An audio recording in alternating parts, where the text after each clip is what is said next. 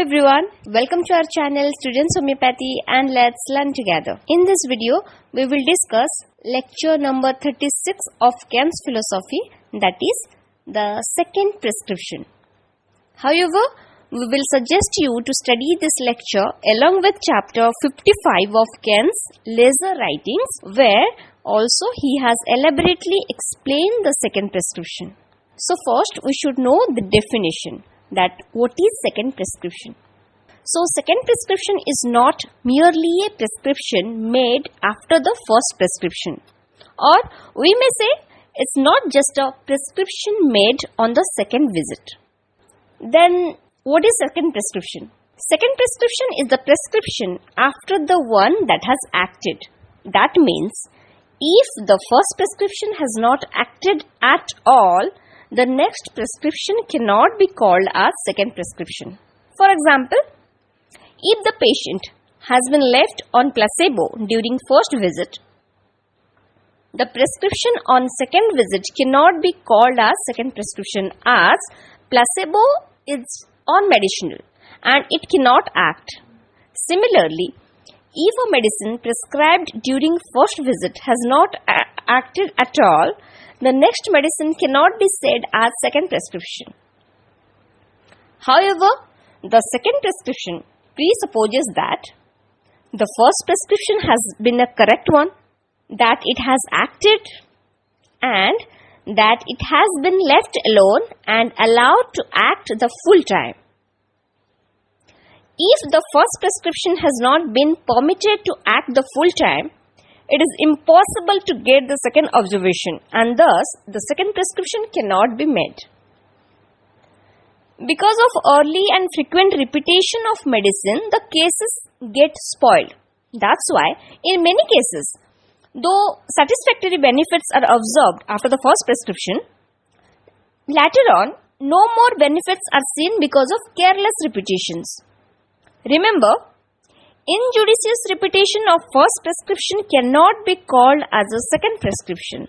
So, wait long enough before making the second prescription and never so haste in repetition. Injudicious and hasty repetition of even a well-chosen remedy never gives the symptoms a chance to come back. Instead, they become intermingled with drug symptoms, and thus rational second prescription cannot be made. So, as long as the changes induced by the first prescription are continuing, we should not disturb them by prescribing another remedy. No rational prescription can be made at this stage. We should wait till the coming and going of symptoms comes to a standstill. That is, there is no more changes in symptoms. Then only we should make the second observation and prescribe accordingly. Kent writes in his lesser writings that after the first prescription has been administered, the manner in which the changes occur in totality of symptoms indicates everything. Yet, the manner the symptom totality return after they have been disappeared says more than that.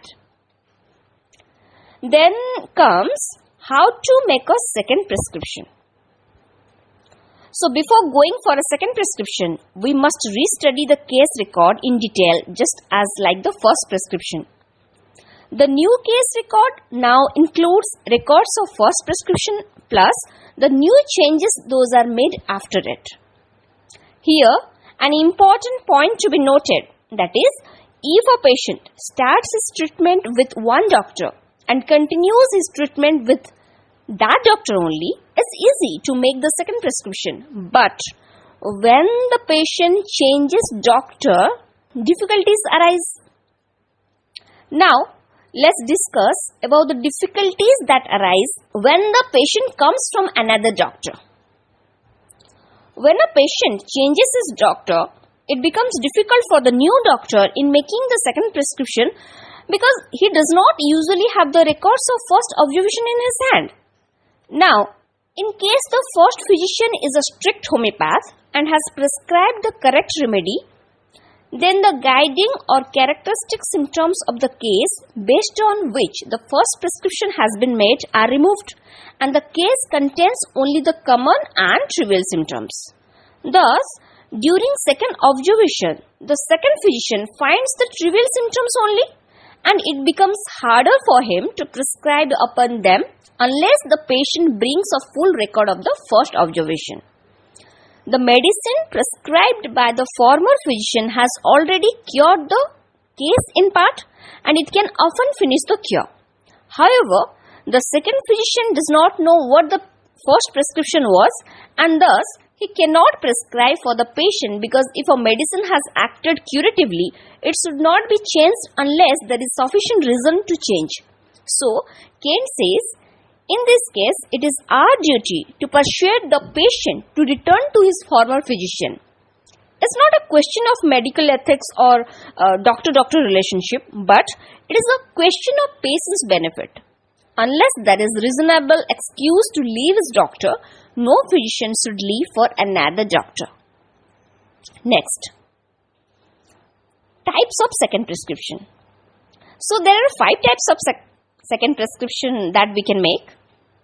First one is repeat the first prescription. And the first reason when we should repeat the first prescription is when the original symptoms return. That is, if the original symptoms, those had been relieved after the first prescription, return back unaltered with same generals and particulars as before, only with slight increase or decrease in intensity, then it indicates that the first prescription was a good one and it was the simillimum. Thus, it must be repeated. However, if the same potency doesn't work, higher ones should be tested. If the original symptoms come back unaltered except by the absence of one or more symptoms, then also we should repeat the first prescription, and it should never be changed until we try the next higher potencies and get no effect. The second reason for which we should repeat the first prescription is when the case comes to a standstill. That is, after administration of the first prescription, if orderly changing and interchanging of symptoms continue for some time, and finally the case returns to its original state, that is, the patient do not have any symptom of marked importance, still he is not improving, then repetition should be done, provided before that we should wait for a long time, that is up to many months, to see if any symptom appears. As long as the old symptoms are reappearing and disappearing, we should not think of any medicine. However, placebo can be given instead. Remember, for the selection of remedy, signs and symptoms are the sole guide. Without signs and symptoms, we cannot change the remedy because we cannot select a new remedy without them. But when the patient is no more improving and there is paucity of symptoms, we can repeat the first prescription, which has proved itself as patient's constitutional remedy through its curative action, because we have no symptoms in our hand on the basis of which we can select another remedy. The second type of second prescription is antidote of the first prescription. One and only indication to antidote the first prescription when a lot of new symptoms appear taking the place of old symptoms. That is, when the existing symptoms subside after administration of the first prescription, but many other symptoms which are completely new to the case take their place, we should think of an antidote. Completely new symptoms means newly appearing symptoms which have never been seen previously in that patient. They are not the old symptoms returning. However, though in this case the existing symptoms has been disappeared, the patient as a whole or in general has not been improved. The newly produced symptoms belong to the medicine, that is, these are the symptoms of proving. Thus, the first prescription was not homeopathic to the case. It was unfortunate and must be antidoted. Now question comes, how to antidote it? A new remedy has to be selected on the basis of new totality formed by including the newly appeared symptoms as well as the remaining original symptoms. However, priority should be given to the new symptoms. Now, this is the antidote for the first prescription, which may antidote the new symptoms and to some extent the old symptoms.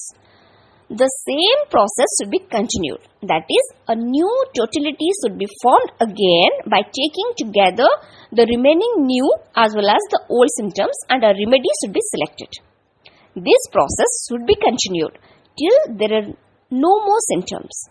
Next, Kent says, if the first prescription is wrong, then all the subsequent prescriptions are made with difficulty and fear. Next comes the third type of second prescription, change of remedy. There are two instances where we should change the first prescription. The first instance where we should change the remedy is when a lot of new symptoms appear, changing the entire base of symptoms, which we have already discussed as an indication for antidote, isn't it? So, when a lot of new symptoms appear, in case changing the entire base of symptoms, we should change the remedy. However, we must inquire into the history of the patient to confirm that the new symptoms thus appeared are not the return of old symptoms. If the old symptoms are coming back, then it is according to the direction of cure and signifies that the remedy was the good one and has acted curatively. As long as the improvement is going on, we should wait and watch. Sometimes the patient becomes unable to recall that he has already experienced those symptoms previously, but his attendants confirm it. If a medicine has acted curatively, we should never change it until we try the same remedy in series of degree, that is, from lowest to highest potency, and get no effect. Now, in this case, we have to prescribe a series of remedies one after another based on the totalities formed by adding the newly appearing symptoms and the remaining old symptoms together every time. The second instance for change of remedy is when the symptoms have changed but the patient is not improving. When the original symptoms are changed after the administration of first prescription, but the patient as a whole is not improving, the remedy should be changed. It's actually a partially similar remedy. The remedy is similar only to the superficial symptoms of the case, and thus the symptoms are altered. However, it's a misfortune and can spoil the case. A new remedy should be selected on the basis of newly formed totality. But remember, if the patient has improved despite the symptoms have changed, the remedy should not be changed. Then, the fourth type of second prescription. The fourth type of second prescription is prescription of a cognate. Cognate means related. So, a cognate remedy refers to a related remedy. The cognate remedies are closely related to one another. However, prescribing a cognate remedy always means a change of remedy. Note that a complementary remedy is also a cognate, as it is closely related to the remedy that it complements. In other words, when a remedy complements one of its cognates, it becomes a complementary of it. In acute exacerbations of a chronic disease, constitutional medicine should not be prescribed, but once the acute paroxysms are relieved by a remedy prescribed on acute totality, the constitutional remedies should be followed to remove the chronicity. This remedy is called as the complementary of the acute remedy because it complements it. For example, a patient having chronic tendency to catch cold may need belladonna during one of its acute paroxysms of cold, but it must follow a constitutional remedy like calciricab, which is its natural chronic to complete the cure. Likewise, a constitutionally sepia patient may need noxworm for his acute attacks of bilious fever, but as soon as the acute episode has been relieved, C will need sepia as a cognate. Here it acts as a complementary of nox vomica. Thus, sepia and nox vomica are cognates of each other. The similar relationship we can find between many other medicines like Natrimur is the complementary to Apis and Ignacia, Silesia is complementary to Pulsatilla, and sulfur complementary to aconite. So, Kent says, Bonning-Hussein's concordance must not be ignored. We should not treat the acute paroxysms of chronic diseases by acute medicines for more than the first or second episodes because after that they may not act. We must complement them with the constitutional remedies. Now, there are also series of cognates like sulfur, calcaricarb, lycopodium, next causticum, colocin, staphylos aureus, etc. They follow each other in this sequence. Then the fifth type of second prescription. The fifth type of second prescription is change of plan of treatment. If during the beginning of treatment the existing symptoms and history of patients indicate SORA, antisoric plan of treatment is started assuming that the case is soric 1. But if after we prescribe the well-known antisorics, the soric symptoms subside but the dreadful syphilitic symptoms return. For example, ulcerated sore throat, dreadful headache, etc. with other constitutional symptoms of syphilitic miasm. Then, we must ask the patient that whether he had syphilis in the past or not. If he confirms that he had syphilis earlier and was suppressed by old school medicines, then the next plan of treatment should be made based on syphilitic miasm. Likewise, if after we prescribe the well-known antisorics, the soric symptoms subside but the psychotic symptoms return, and the patient confirms that he had gonorrhea in the past and was treated by old school medicines, then the next plan of treatment should be made based on psychotic miasm. The different miasmatic states may alternate with each other and our plan of treatment should also change accordingly. So let's quickly summarize all this. Second prescription is the prescription after the one that has acted. The second prescription presupposes that the first prescription has been a correct one, that it has acted, and that it has been let alone and allowed to act the full time.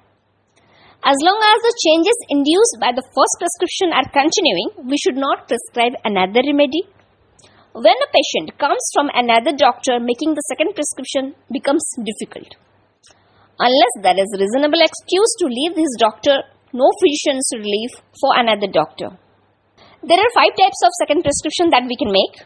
Repetition of the first prescription, antidote of the first prescription, change of first prescription, prescribing a cognate, and change of plan of treatment.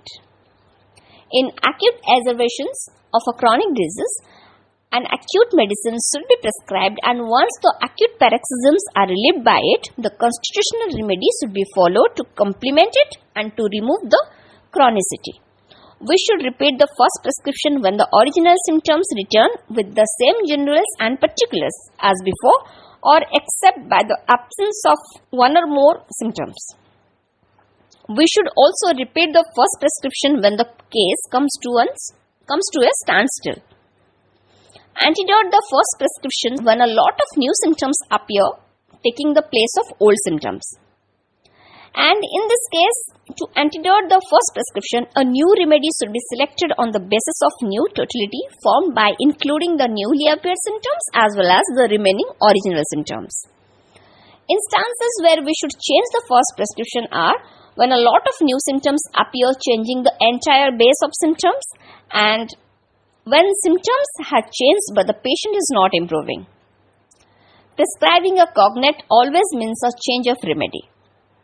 A complementary remedy is also a cognate as it is closely related to the remedy that it complements. So that's all for this video. If you have not yet subscribed to our channel Students Homeopathy, please subscribe it now and also click on the bell icon and select all so that you will not miss any of our informative, educational and interesting videos on homeopathy. Please provide your valuable feedback in the comment section below. We will love to answer your queries on this topic. Thank you for watching.